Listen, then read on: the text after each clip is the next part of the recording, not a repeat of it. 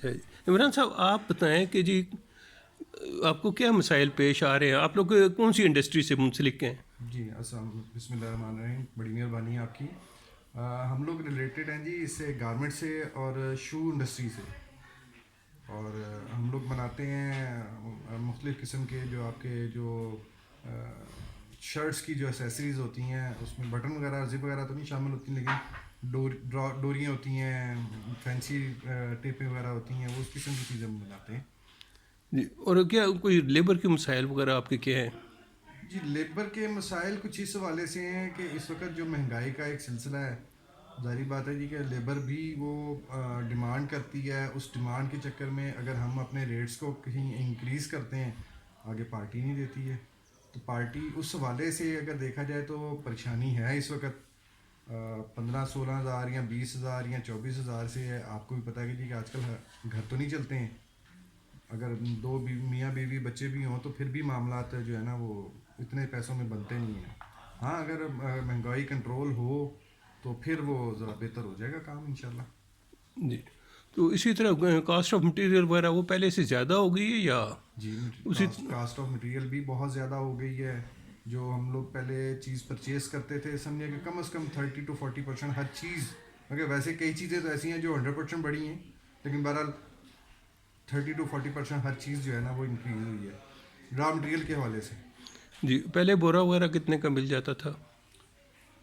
پہلے تقریباً کوئی 18 سے 22 ہزار کے درمیان میں فلیکچویٹ کرتا رہتا تھا بورا، کاٹن کا جو ہمارا جی استعمال ہوتا ہے۔ جی، اب اس وقت وہ تقریباً کوئی 36,000 38,000 کے قریب اس وقت جا رہا ہے۔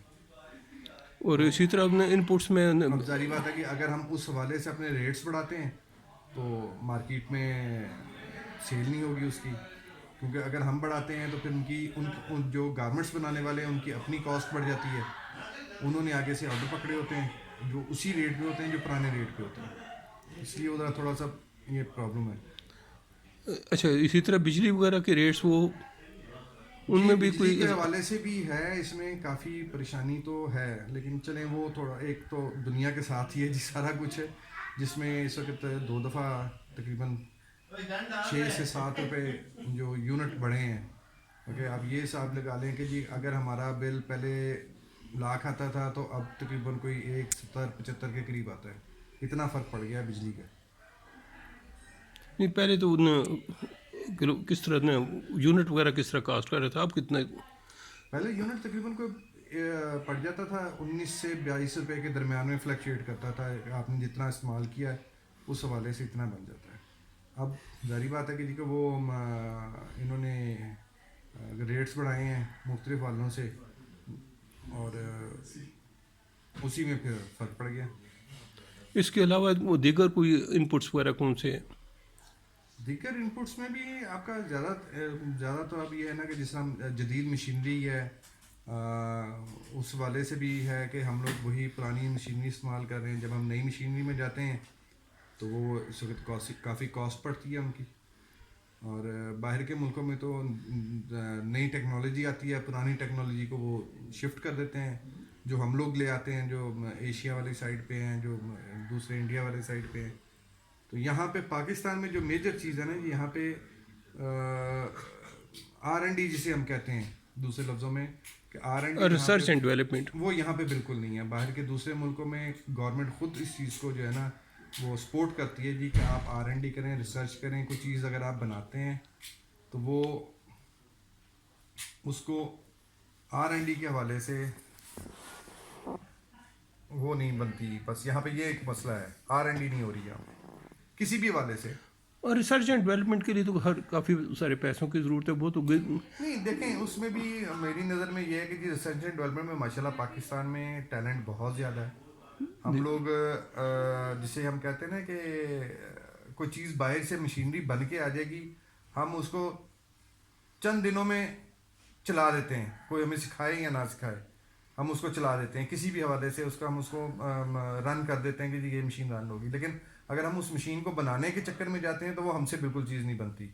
اگر میں ایک کام کر رہا ہوں، مجھے پتہ ہے جی کہ یہ چیز ایسے بن سکتی ہے، لیکن میرے پاس وسائل نہیں ہے، نہ مشینری ہے، اور اگر میں وہ چیزیں باہر لے کے نکلتا ہوں تو وہ اس کی کاسٹ بہت زیادہ پڑ جاتی ہے، اس حوالے سے باہر کے ملکوں میں تو یہ چیز اچھی ہے نا کہ جی گورنمنٹ وہ کہتی ہے جی کہ اگر آپ کی چیز ایک فیزیبل ہے, نظر آ رہی ہے, ان کے انجینئرس جو ہوتے ہیں وہ دیکھتے ہیں, تو گورنمنٹ اس کو سپورٹ کرتی ہے کہ ہاں بھی اس کو فنڈ دو, یہ چیز بنا رہا ہے تو یہ بنا سکتا ہے. پاکستان میں یہ چیز نہیں ہے. اس کے علاوہ مارکیٹنگ وغیرہ بھی بہت سارے آپ کے مسائل ہوں گے.